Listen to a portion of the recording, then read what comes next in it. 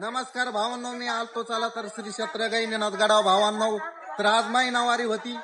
गैनीनाथ गडाबद्दल भावानं एक महत्वाचा मुद्दा बोलायचा. तो म्हणजे मुद्दा असा आहे, जनसेवेसाठी एक हॉस्पिटल झालंच पाहिजे इथं.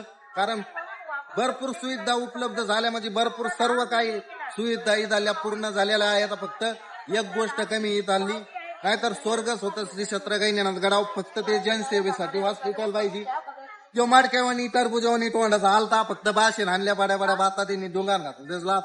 फक्त ते आहे ना बोलला, जसं की हाताचे 5 बोट सारखे नसते तसंच जेवताना हे सगळे सारखे येते. फास्टाक राजकारण. तर ह्या गोष्टी केल्या असत्या तर खूप त्यांना बाबाचं पुण्य भेटला असतं. संत श्री संत वामन भाऊचं आशीर्वाद भेटला असता. ही जर गोष्ट पूर्ण झाली तर खूप आशीर्वाद भेटन मोठा.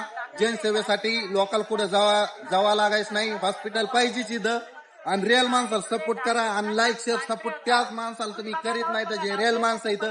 आता मी वर्षापासून मेहनत घेतोय हिडूसाठी, समाजासाठी हिडू बनवतोय. जे आहे ते आपल्या रक्तात गद्दारी नाही, आपला दिखावा वगैरे काहीच नाही. तर भावानं तुमच्या सपोर्टची गरज आहे. श्री क्षेत्र गैनीनाथ गडाचं हे काम व्हावं वाटत असन, हा हिडूला सपोर्ट करा. मला फॉलो नका करू, फक्त शेअर करा आणि कमेंट मध्ये तुम्ही प्रतिक्रिया द्या. आणि तसंच 5 कोटीचा सभा मंडप झालेला आहे श्री क्षेत्र गैनीनाथ गडाव. म्हणजे आता या मागल्या वर्षी भावांनो तर तसंच 5 कोटी 25 कोटीचा सभा मंडप झालेला आहे.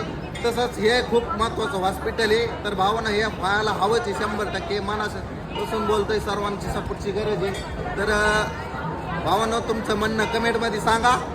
जनसेवेसाठी हॉस्पिटल झालंच पाहिजे. जनसेवेसाठी हॉस्पिटल चालूच झालं पाहिजे. कसं खटाखट टकाटक. काय ना फाईट वातावरण काही